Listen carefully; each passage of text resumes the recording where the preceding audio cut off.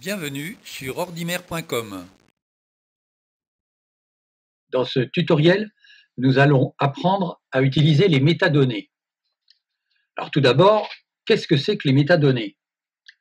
Tous les fichiers que nous stockons sur le disque dur de notre ordinateur contiennent une liste d'informations qui décrivent ce fichier. On va prendre un exemple. Je vais aller voir dans mes documents, par exemple, un fichier texte.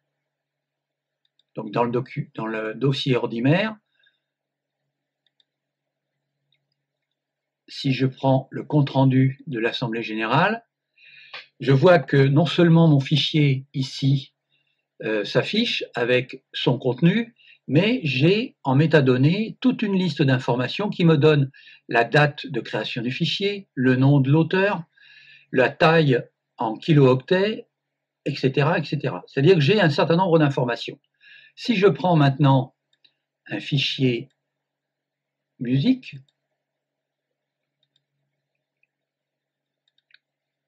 par exemple un air de musique, eh bien là encore, j'ai un certain nombre d'informations qui me donnent le nom de l'artiste, le titre de l'album, le genre de musique, la taille en mégaoctets, là en l'occurrence l'année de création, l'année où il a été installé sur l'ordinateur, etc., etc. Et à chaque fois, dans les métadonnées, il y a une rubrique qui s'appelle « Ajouter un mot-clé ». Si maintenant je regarde un fichier image,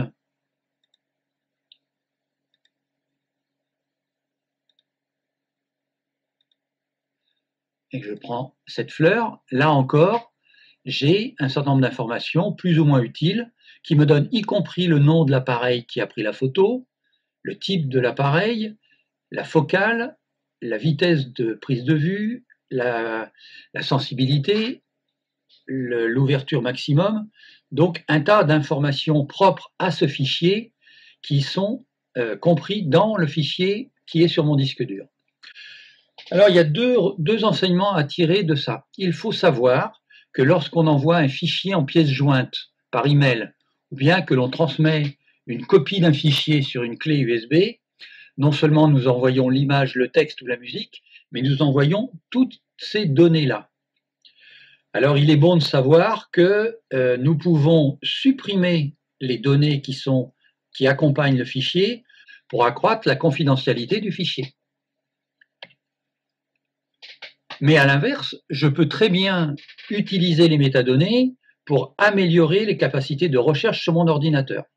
Par exemple, je vois que cette photo, qui est une fleur, donc je peux ajouter un titre à ce fichier, qui serait Iris de Guermaya.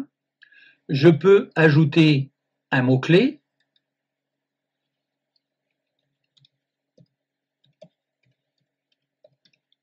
Par exemple, là, le lieu où l'image a été prise. Et on va ne pas oublier d'enregistrer les modifications. Donc maintenant, dans les métadonnées de cette image, j'ai ces éléments-là qui sont rajoutés. Si maintenant, je vais dans mes images et que je veux chercher cette photo qui représente un iris, mais je ne sais plus trop où il est, je vais dans la fenêtre de recherche en haut à droite de mon explorateur et je tape iris. Et immédiatement, la photo en question s'affiche. Je peux aussi faire une recherche, non pas sur le titre, mais sur le mot-clé que j'ai rentré.